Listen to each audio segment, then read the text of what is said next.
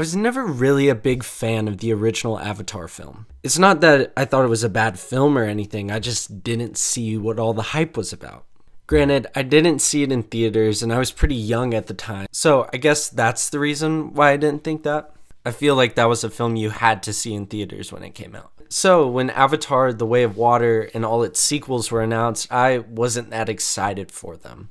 Avatar to me never felt like it needed a sequel. The original was all about the technological advances it made in the film industry and also how it made the most money at the box office. That's what it was about. Like when you talk about Avatar today, it's never about the characters. It's always about the technology and all about how it's top at box office. And so I never felt like it needed a sequel. I never felt like its story or the contents of the original movie needed more expanding. I thought the world was cool, the movie was cool, it doesn't need much more. But I tried to go into The Way of Water with an open mind, tried to be optimistic and hopeful. I wanted this film to be good, yet after watching the film, I was left unimpressed in certain areas. But before I get into any more of the review, I just want to warn that there will be spoilers in this video. So if you haven't watched Way of Water, go ahead, go see it, click away, and then come back after you've watched it. But if you don't care about spoilers or you're just really curious into what I thought about it, let's get into it now. I just want to say before I get into this film, and this kind of gets into my review, but before I get into any of the film or anything, I have to address the characters. Something I remembered about the first movie was how much I didn't remember the characters in it. And more importantly, their names. I don't remember any of the characters' names from the first movie. I remember actors and actresses, nothing else. I only remembered Jake, the main guy's name, going into this film because I watched the first movie the night before. And watching The Way of Water did not help me whatsoever. I still don't know these characters' names. So to help both me and you know who I'm talking about in the review, I've renamed a couple of the characters to help us out. Zoe's main character, Zoe Saldana, I think that's how you say her name. I'm sorry if I mispronounced it. Is Blue Gamora. I will refer to her as Blue Gamora. The bad guy in the first film is Military Man. And then for continuity's sake, Jake is just going to be Main Guy. The children of Main Guy and Blue Gamora are going to be Son 1 and Son 2. Sigourney Weaver's character is going to be Baby Girl. That's solely because that's what she's called in the film. That's what Main Guy calls her. So I'm just going to keep that up here because I couldn't think of another name. And then the youngest child is going to be, not too sure why she's in this film. Just kidding. I'm going to call her the youngest. I couldn't think of anything else. Spider is going to be called Tarzan because I feel like that fits way better. And then Water Chief is Blue Maui. Now that that's out of the way and we know who I'm talking about, let's get into this. I'm going to start with the bad and then end with the good just because I want to get all the bad stuff off my chest. I want to leave on a good note because I don't think this film is worth just being seen as a failure or being seen as a bad film, because I don't think it's a bad film. But I know that a lot of my criticisms and a lot of the things I'm going to be talking about will make it think that I don't like this film, and I don't want that to be the impression I leave off with. So we're just going to get the bad out of the way. First, don't see this in 3D. If you really like 3D movies, I guess go for it. In my opinion, it's not worth the extra $5. IMAX is totally worth it. Go see this on the biggest screen possible, but I don't think 3D is worth the extra $5. I only saw it in 3D because I thought since the first film was like heavily advertised and praised for its 3D, the second one would be good as well. I mean, it's not bad in 3D, but I don't think it enhances or makes this experience any better. That may just be me. To be honest, I thought the trailers before the movie were better in 3D than the actual movie. Like seeing the Ant-Man trailer in 3D, I was like, dang, that's sick. But the film itself, I was like, I kind of forgot I was watching it in 3D halfway through, so save the extra $5. I was actually really happy with the start of the film, the like starting prologue. I liked how they set up the family and the relationships and gave us an update on like what was going on in Main Guy and Blue Gamora's lives. I really enjoyed that part. And then the camera hits the first new avatar we see. And in my mind, I'm just like, oh no. Because this first avatar is Military Man from the first film. They uploaded his memory before the final battle in the first film just in case, and then transferred his memory into an avatar. Yes, this actually happened in the film. I'm not making this up. It was at this moment I knew that the film would struggle with its main conflict, that it would struggle with its villain yet again. Military Man is not a good villain for the sequel. I thought he was okay for the first one. Again, the first movie was all about setting things up, was about introducing us to the Na'vi and like all this stuff. It wasn't about the conflict. But this, I feel like with this film, you had to focus on story. The story had to impress. You already had the visuals. You have to impress with the story. And I think starting out with just bringing back the villain from the last movie is not a good play here. He wasn't even memorable enough nor interesting enough in the first movie to warrant coming back here. And to be honest, I was really looking forward to seeing a new conflict and a new villain. Maybe in the form of another tribe of Na'vi, or maybe a new human character.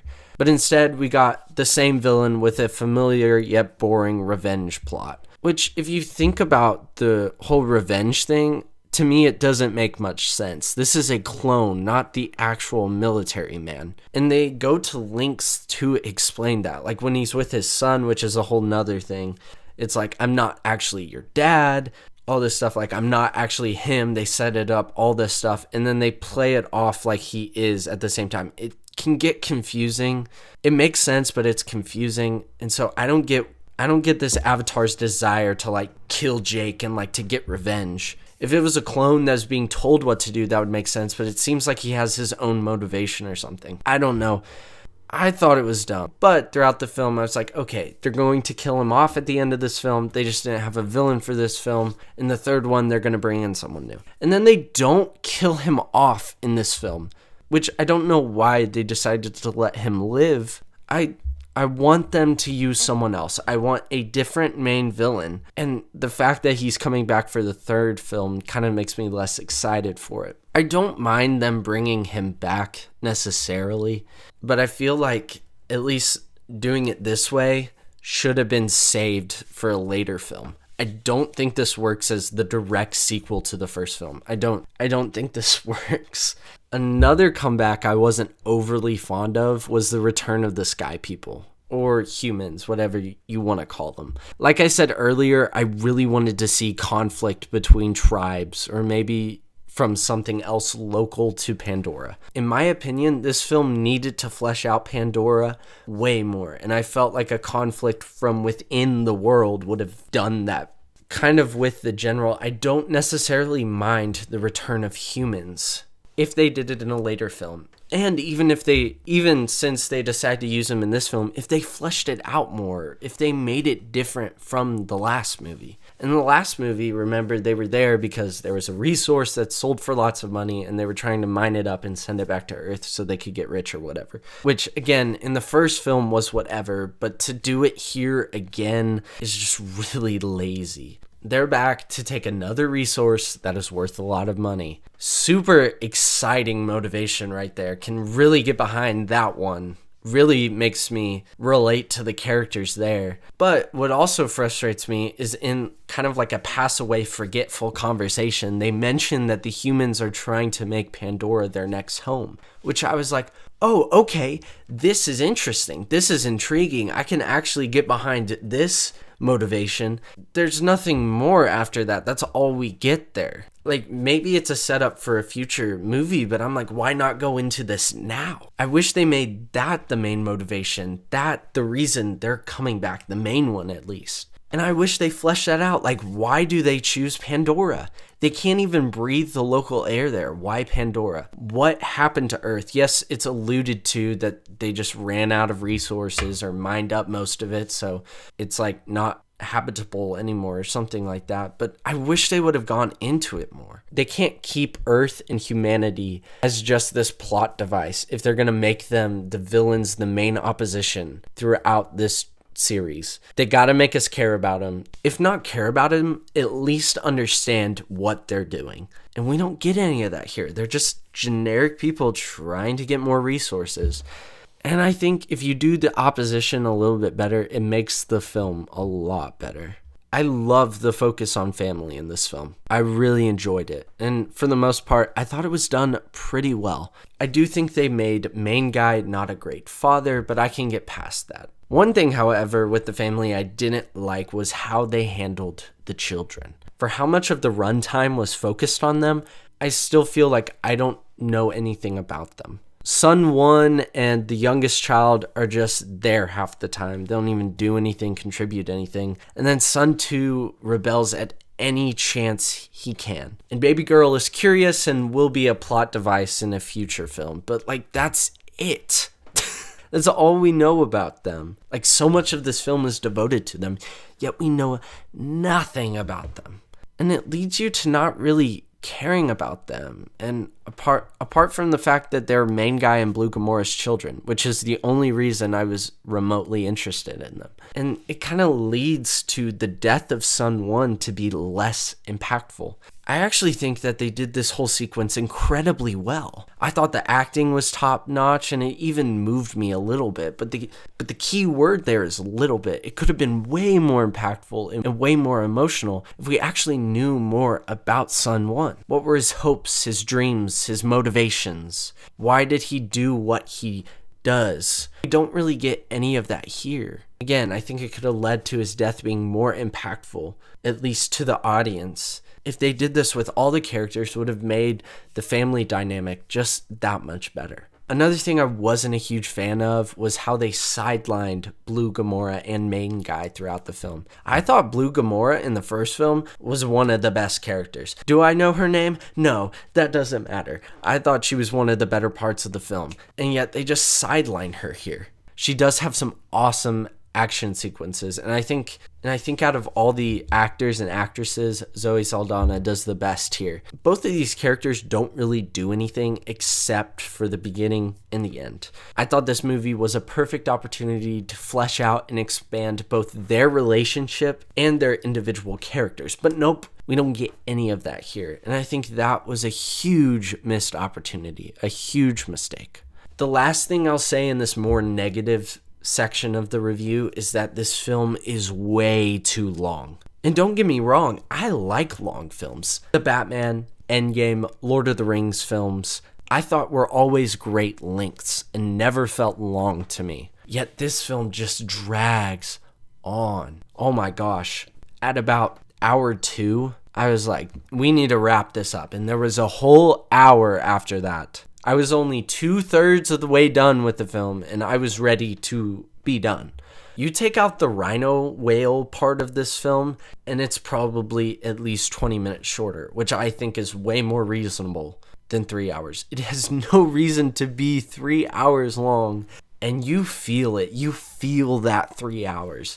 And I think if it's just a little bit shorter, again, this film would have been a little bit better. Now for the good, and it's going to seem like there's a lot more bad than good, but I feel like the singular good things make this film really great. The special effects in this film are incredible. Like, I am still amazed with how real everything looks in this film. From the animals, trees, and even the water to the avatars themselves, it all just looks incredible and it all looks realistic. The water scenes are also fantastic, and I realize this is the advancement. This is the area that Cameron really focused on, and I think it was great. The thing I love about Cameron, and specifically these films, is seeing how he advances the film industry and what new technology is used here. And I think everything with the water scenes was great. It truly looks good, and I think the acting underwater was really impressive. It looks great. Go see it on the biggest screen possible, because it is truly incredible to look at. I also really enjoyed just seeing more of Pandora. I think it's a really cool world. And I love seeing more of what inhabits the world. Like seeing different looking Na'vi that are more fish-like and are a lighter blue, almost like a greenish blue. I love seeing that aspect of Pandora. I think the world of Pandora is incredible, and the more that the films focus on it, the better the films are. In terms of new characters, I really liked Tarzan in this film. I thought his relationship with the kids was cool. I wasn't a huge fan of him being Military Man's son, but whatever. I think more of the problem I had with that relationship was that they brought Military Man back and not so much that Tarzan's his son. I'm also not too sure about Tarzan and Baby Girl like being a thing. I think that could be weird. Whatever. It doesn't play that big into this film, so I don't really care about it right now. In terms of the water Na'vi, like, they're on screen a lot, but I feel like they don't do much here. Which I think if you give a little bit more screen time and a little bit more fleshing out more information about like Blue Maui and his family, I think the film, again, would have just been a little bit better. Overall, I am super impressed with the visuals in this film, yet left wanting more in every other aspect of the movie. The film drags on for way too long, and the characters are just as forgettable as they were in the first film. The setups for the sequel are not very interesting and don't make me excited enough for the future sequels. I can see this being a decent trilogy, but definitely not a new Star Wars or new Marvel or anything like that. Way of Water is definitely not how I would have taken the story of Avatar, but it's not a bad film or a bad take by any means. I definitely think it can set up something great in the future, but to be honest, I don't like where it ended. If you liked Avatar originally, you're going to like this film. If you didn't like Avatar, if you didn't like the original Avatar, I don't think you're going to like this film. I think you're going to find more things to hate in this film, to be honest. But I think that's about it from me. Let me know down in the comment section below what you thought of Way of Water. Did you like it? Did you not? Type down all your thoughts in the comment section. But as I said earlier, that's it from me. As always, I love you all so much. And until next time, peace out, bro skillets.